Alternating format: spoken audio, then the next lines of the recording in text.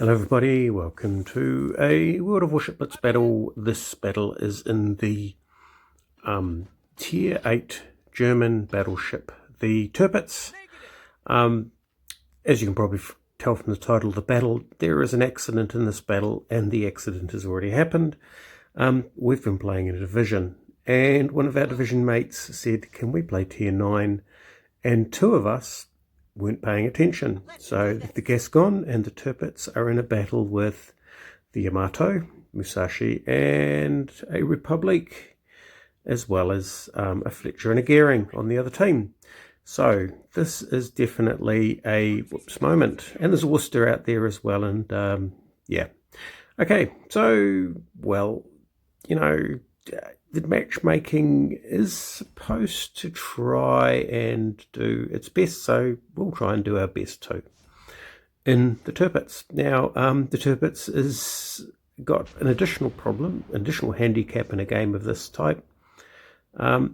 Most Tier 9 and Tier 10 battles are range battles, and the Tirpitz is, well, let's say, not particularly great in that department.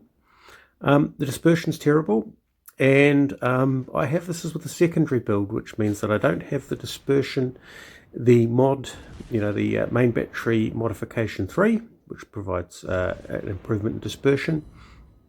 I do have the historical camo. Unfortunately, the historical camo has the benefit on the Tirpitz of helping with range and not dispersion. It helps with main battery range and torpedo range and secondary battery range. But yes, anyway, we're getting lucky. So we're not dead yet, and we've actually managed to scrape the paint off the enemy team, which is a nice little bonus. I don't know how that Republic got so mangled, but you know what, I'll take it. This is one of those games where you probably wish that you could turn those torpedoes off. There are a number of, I am getting better at toggling between them. But I am finding that most of the time, I'd like the torpedoes to be a backup, please, rather than the main cycle. But that's just, yeah, that's just me. Here we go. We've got a battleship here. That's a friendly destroyer. That's an enemy destroyer. We're going to give them some secondaries through the smoke. Now, the one thing that I have discovered and have now come to fully appreciate with the Tirpitz, oh, there we go, see, he is going for us. So we've got to keep the turn on, chop the speed so we don't get sort of broadsided by too many of them. Get enough forward momentum to keep the turn going. And we get hit by a couple of those. That's not too bad, all things considered, considering the number of torpedoes that it can pump out. Here's more, but I've got plenty of time because I have my hydroacoustic, my sonar going.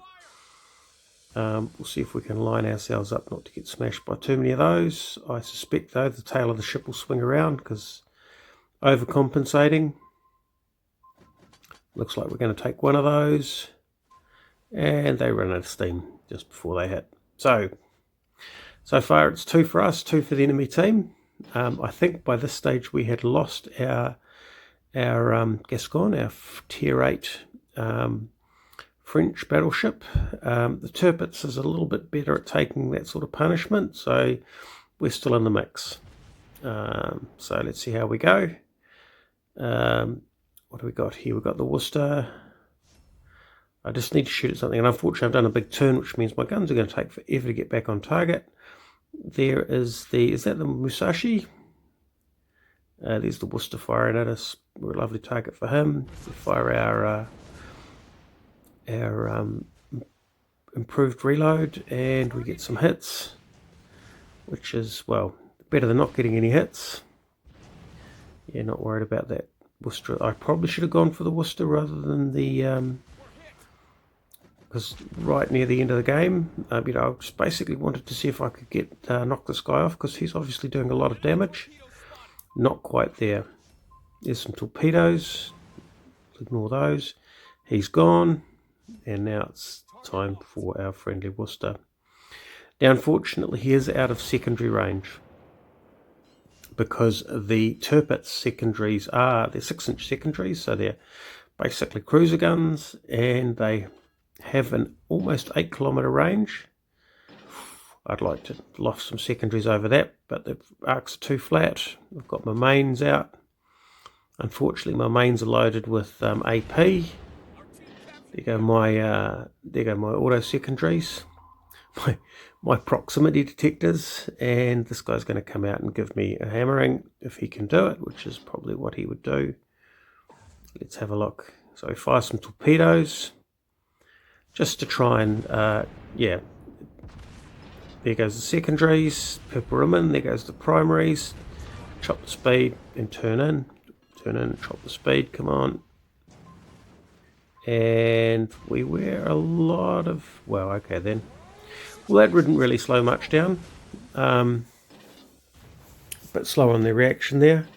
But then again, you know, I've got to feel pretty proud of the total we've got there. We're now 4 against 1.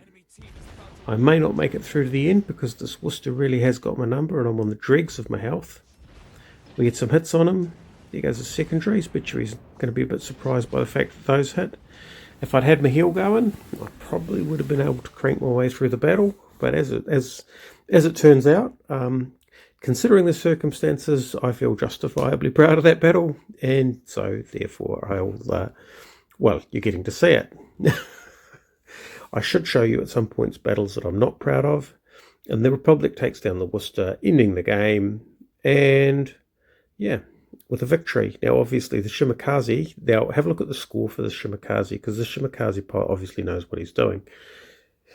He was on our team. I never saw him, and it's pretty obvious that the enemy never saw him either, because 138,000 is pretty high. Obviously, carried the match.